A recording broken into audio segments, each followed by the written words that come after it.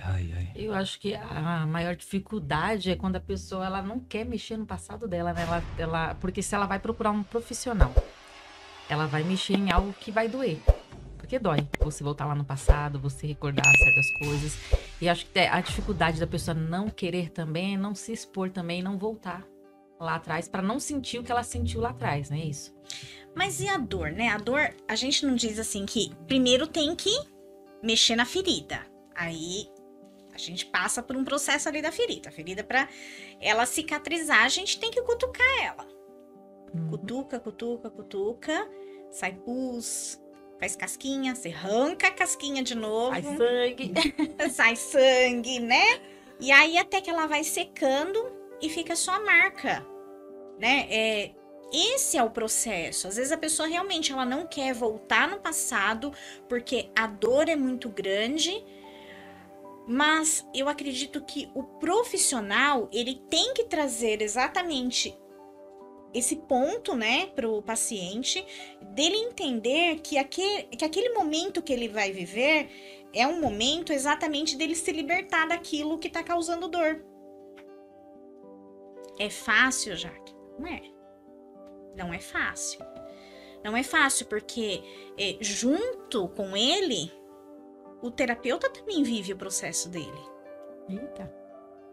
Não é uma transferência? É uma transferência. A gente vive um processo junto com ele. O cara tem que estar disposto, meu, porque cada paciente, você entrar no escuro junto com a pessoa, você entrar na lama junto com ela, é igual um fisioterapeuta ou um ortopedista.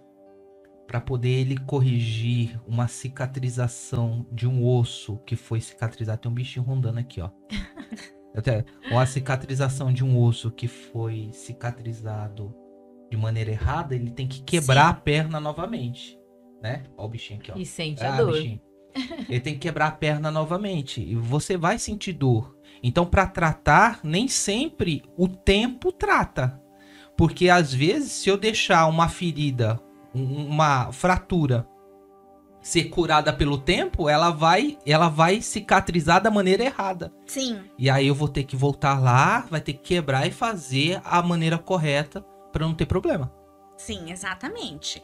Eu vou continuar lá no exemplo da minha família. Eu vivi o processo do luto.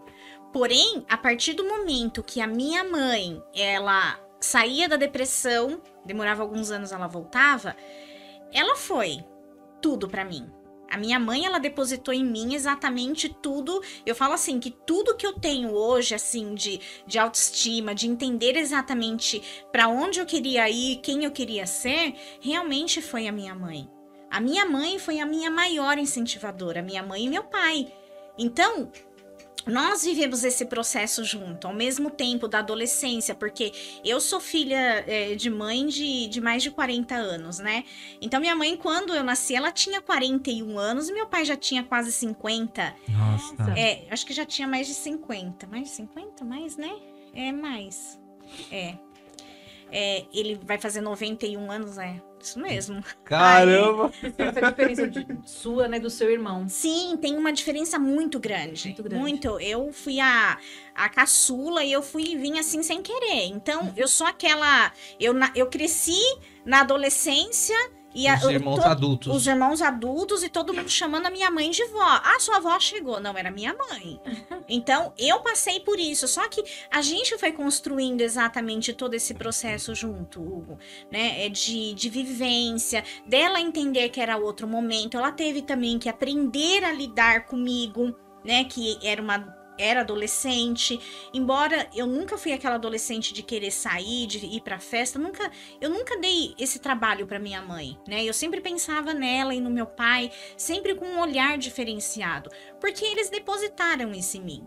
Quando eu falo do luto, o luto é algo específico, porque do restante, a minha mãe foi a minha maior incentivadora.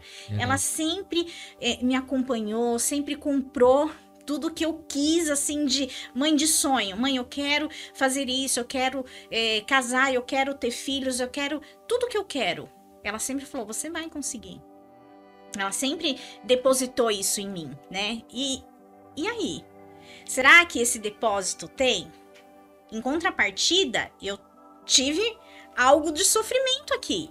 Mas eu tive do outro lado. Do outro lado. Né? Tudo que eu precisava. Eu tive abandono pela depressão da minha mãe.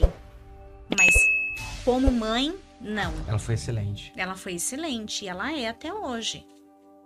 Então, do que a gente... Quando a gente mensura alguma coisa, a gente tem que pensar nisso também. Né? Você pode ter passado por algo e como adulto, a gente precisa ter essa visão também. Sim. O que foi bom? O que eu posso tirar da educação? Que foi boa? Lembra quando você falou no começo, Sim. assim, o legado, né? O que a família foi sim, colocando? Sim. O que a família foi deixando, né? O que você tem de informação dessa família de criação? Né? A gente também vem de uma família, quem tá chegando lá nos 50, a gente fala assim que a gente foi filhos dos pais que batiam muito nos filhos. Sim, a gente é daquela sim. época que os pais batiam muito. Sim. Né? Por qualquer coisa, não era isso? Por mas quebrou um copo, meu Deus, apanhava até não querer mais. Pra que isso? E aí a gente ensina isso pros nossos filhos que não necessariamente se quebrar um copo vai apanhar. Vai apanhar. Pra que bater no filho? Eu acho que mais uma conversa resolve do que ter que bater. Então, isso foi a educação que foi vindo, né? E aí a gente vai aprendendo que algumas coisas a gente tira, que não foi bom, que não agrega mais hoje, e aí a gente faz de uma outra maneira. E isso vai acontecer também com os meus filhos. Eles vão olhar pra mim como mãe e vai falar assim, olha, isso não foi legal, isso que meu pai fez também não foi legal, e eu vou fazer diferente. E tá tudo bem. É a família dele. Eu não tenho que me interferir na criação que ele vai dar pro filho dele. Porque isso vem de história, né? Isso vem de... Por mais que o meu pai Meu pai nunca me bateu, não. Ele nunca me bateu. Mas...